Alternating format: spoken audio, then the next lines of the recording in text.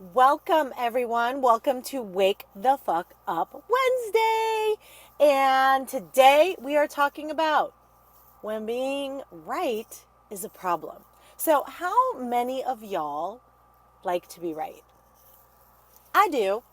I got a lot of rewards before for being right, right? Like if you think about our school system, we get so many rewards for being right. It's sort of like, okay, good, got really good grades, did the right play during sports and all of that, right? But, some of us are a bit more attached to that than others. So, my brain has a very like logical and I don't mean in like a perfect kind of way, but it's just like it likes to be logical as opposed to like other folks like to be more sort of like intuitive or whatever. But like I almost got a perfect score on the logic portion of the GRE. Like that's just how my brain works, right? And so for me, when I know I'm right and someone is like arguing with that, it's really hard for me to let go. And I've had to really train myself over the years just to let go of like being right. And then that's like, let's not even talk about like all the times where I think I'm right and I'm not. And I'm still like arguing to be right. Right. So, and some people, this is their MO, right? Like, that person who's like, hey, I know how to fix this situation. I know what's going on in this situation. So listen up because I have the solution here. Right. And some of y'all are like, oh yeah, that's me. Or some of you are like, oh yeah, no, that's my like mother-in-law or my mother or my sister. Right. So we have this disposition to want to be right. And when we are strongly attached to it, right, it's usually because we it's never about the thing we're arguing about. Okay, it's about what being wrong might mean. So we develop a type of defense mechanism, many of us, called reaction formation. And it's sort of like when we take a limiting belief and then like turn it into its opposite. So it's kind of like the insecure person who acts like a pompous ass, right? There's no way that I'm not good enough because I'm so much better than you, kind of thing. Totally with that dude voice that we all use, right? Or when we get really judgy and put people down or make snarky comments or like exaggerate or elevate like qualities of ourselves or the way that we see ourselves in general, right? And this can show up like a superiority complex in some people. But I have to say, most of the clients that I work with, in terms of like my people, they don't seem to struggle so much with this superiority complex, although there might be elements of that. But I do see a lot of struggle in myself and with others with not being able to let go of being right. So, I mean, like, not so much even when they think they're right, but they're not, and someone shows them that they're not, like, but when they're legit right, but still can't let go of someone disagreeing with them. And it's like, wait, you must not have understood. You must not get this. You must not understand, right? And so it becomes this kind of prison, this kind of place that we get stuck in where it's like, why can't I just let go of this? Right. And I remember an ex of mine, we were talking about something and I was like really trying to make my point. Right. And if one of my exes is watching this, hi, but they might be thinking, oh my gosh, she's talking about me. No, I did this with everyone. Okay. It's something I've been working on for a long time. But anyway, like, I remember we were going back and forth and I was like, can you see I'm right? And he was like, I really can, like, we were like just getting to know each other. And he's like, I can really tell it's important to you to be right. And he said it in a very loving way, like not in a judgy way, but I was like, huh, you mean not everyone's like this? And I was like, of course I want to be right. Do you not want to be right? Do you just like let people walk around thinking the wrong shit? And he was just like, I mean, I'm just saying, like, I can tell it's really important that you're right. And it's funny, like, I remember a scene in Annie Hall where Woody Allen's talking to his girlfriend, and they're having an argument about what the director meant by a certain scene. And then he's like, hold on. And then he goes and grabs the director. He's like, I think I see him in line. And he just grabs his right. He's like, what did you mean by this scene? And the director was like, oh, this is what I meant. And he was like, thank you. And I'm like, Google has been great for me that way, because I can be like, you don't believe me? Google. But it's like, y'all, we don't have to do that. What if we just let shit be? What if we didn't have to prove that we were right all the time? So like, why do we do this? It causes suffering in ourselves. It's emotionally exhausting to be in this kind of like prison, right? And then we also cause suffering to others. Because like, what joy is there in like proving someone wrong? It's one thing to want to educate and stuff like that, but that's not usually where this drive comes from, right? It's like, I want to be the right one here, right? So, this often comes from like a core wounding or a impactful psychological event, like a trauma or just something very impactful, usually from a primary caregiver. However, I've seen with clients that it happens with something a sibling said. It could even be something that a sibling said once, or in something a teacher said that shamed them or something, for example. And listen, we can do this arguing to be right with words, but we can also do things very subtly, like with the tone of voice, with the way we roll our eyes at someone, like, sure, you believe that. Of course you believe that, right? So there's other subtle ways that we can kind of project this desire and need to be right. So anyway, it's not usually about the thing we want to be right about. It's about what we make it mean if we're wrong. So for example, in my case, right? In my case, my intellect is what got me out of the hood, right? I was growing up in a violent, impoverished neighborhood, and I was taught from a young age, like, your way out is school. You better fucking get good grades, right? And so I studied really hard. I tried really hard. I did it. It worked. So for me, like, my intellect kind of like saved me and kept me safe. And when that gets challenged, it's not about the thing I'm getting challenged about. It's not like, oh no, the math is wrong. It's about like, wait a minute. If I'm wrong, then I'm not safe, right?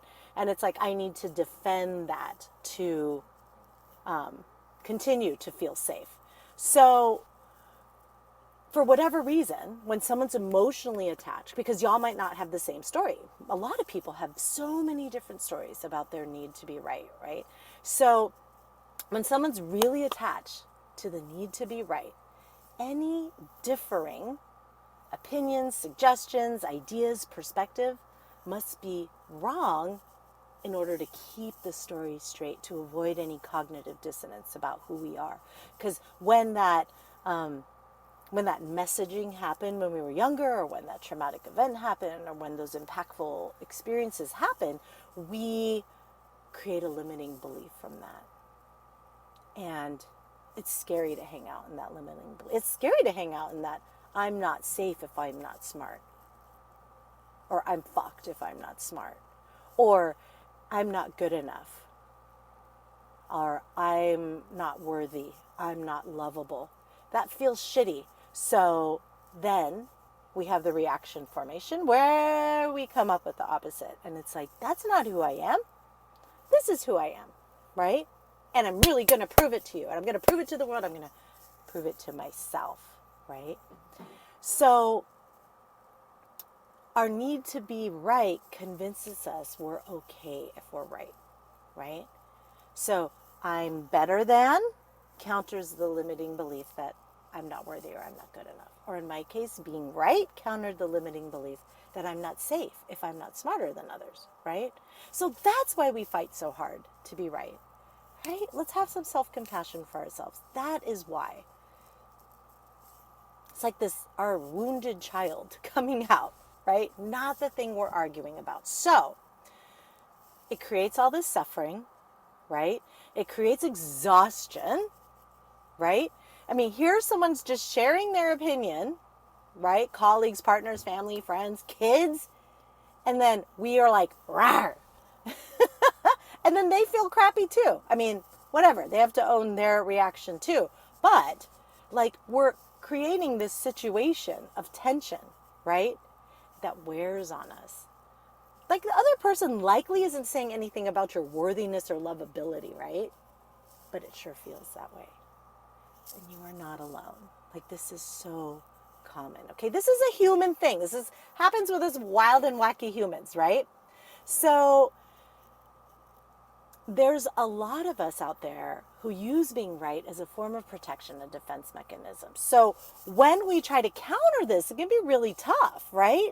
Because this occurs automatically, it occurs habitually. So the first step is awareness. Awareness and noticing when we get hooked. We notice, that's me, I want to be right. I'm attached to being right, right? And then we notice when it starts to arise. Like I notice my head gets kind of tight and I get this kind of anxiety and I kind of lean in for battle, right? And so meditation, thought work, getting coached, slowing down, just noticing our thoughts, getting curious about it, not judging ourselves for having them either, right? And we know we're hooked when we notice that we're suffering. Because really, that's what's happening. The anger, the irritation, the defensiveness, these are all forms of suffering. And so we can notice we're suffering and say, hey, I'm hooked here. I mean, when we look at the causes of suffering, right? I have a whole podcast on that, so you could search for that one. But, you know, in terms of the Four Noble Truths, like, you know, when we break down the causes of suffering, you know, in there is attachment, right? And so attachment to being right. Suffering, we notice, oh, I must be hooked here. I'm experiencing some suffering. And I love, instead of saying like, I'm angry or I'm irritated or I'm frustrated, we can say, oh, instead of identifying with that emotion, we identify like, I'm suffering. All of this shows that I'm attached, I got hooked, and now I'm suffering. Right? And then we can approach this with some softness and tenderness towards ourselves, because that's what we need. When we're confronting a limiting belief of you're not worthy and you're not lovable, the last thing we need is like, and you should shut the fuck up. Like that is not what we need at that time. We need compassion, self-compassion. It's like, hey, this is what we need. This is what we need, some affirmation that we are worthy and lovable 100% as we are, because you are. In case you don't know that yet, you are as is, without another degree, without losing weight, without changing your hair, whatever, without any of that shit. You are worthy and lovable 100% as is, just by existing, by taking up space on this planet, right? So we can remind ourselves of that. There's an episode on self-compassion you can check out. So we notice we're hooked, we notice we're suffering, we offer self-compassion, then we can start to let go by asking ourselves, would I rather be right or be happy? Like, whoa, for some reason I'm choosing thoughts that are causing me suffering, because in the moment it feels so real. No, this person's wrong. I have to argue this, right? Would I rather be right or happy? It's actually a choice. No one's saying we have to convince or teach someone or anything that we are right. We're choosing that. So, would I rather be right or be happy? That's a really powerful question, right? And as we realize that trying to be right is a choice, we can say to ourselves, I choose happiness, right? Like, I choose happiness. We can drop into the fact that, yeah, this is a choice going on right now. And y'all, happiness, contentment, santosha in Sanskrit, right? That's what's available to us when we're willing to be wrong, right?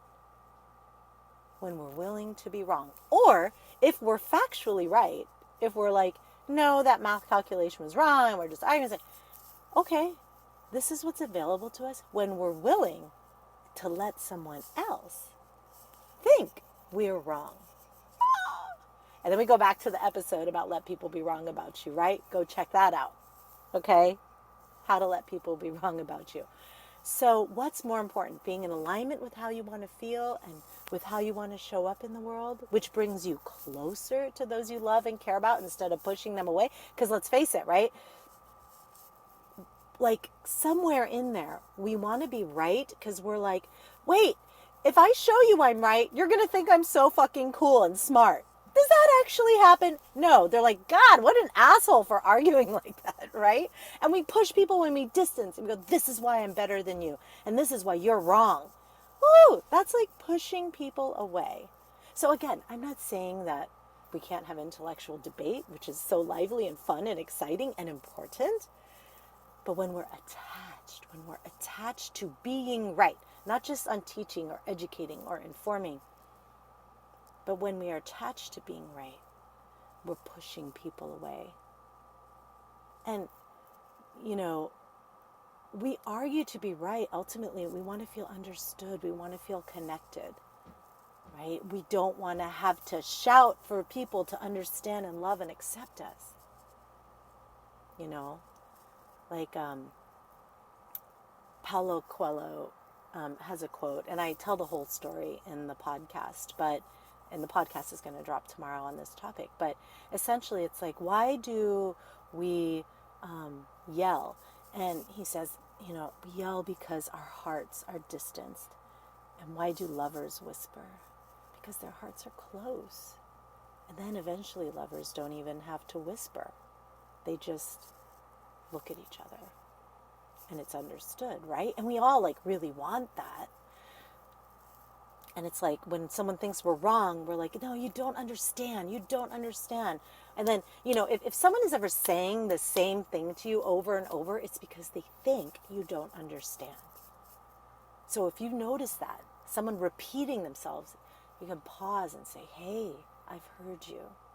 I understand. And I disagree with you, right? Yeah.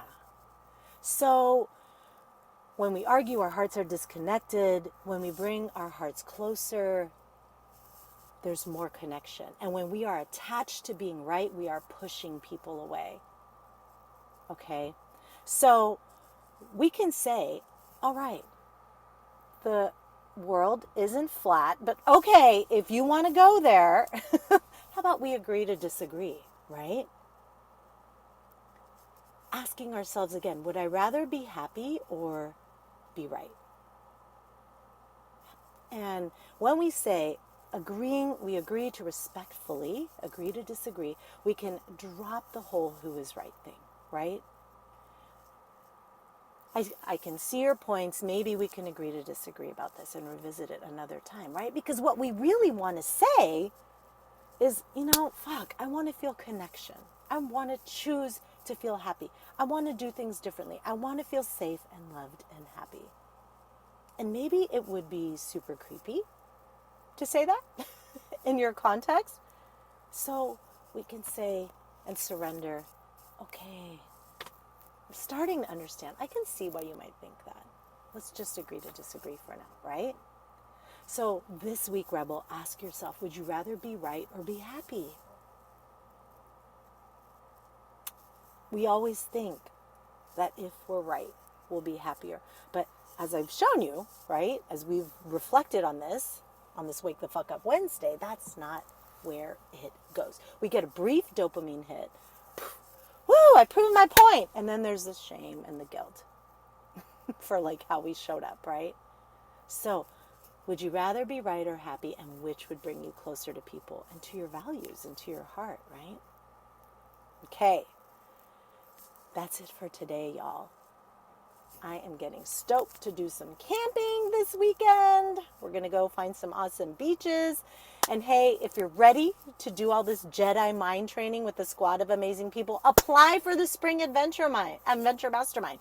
If you don't even know what I'm talking about, just go to adventuremastermind.com. 6 months, 6 people, epic. We're going to do amazing retreats, okay? 1 in Hawaii, 1 in Alaska, full on, balls out, ovaries out, adventures. It's going to be amazing. Hey, look, You don't have to be like a rock climber or anything to join. We meet people where they're at and have various options, okay? So come join us, 6 months, all right? adventuremastermind.com. Even if you're remotely curious, just apply, okay? Bye, y'all. Have an amazing rest of your week. Check out the pod that drops tomorrow. Ciao.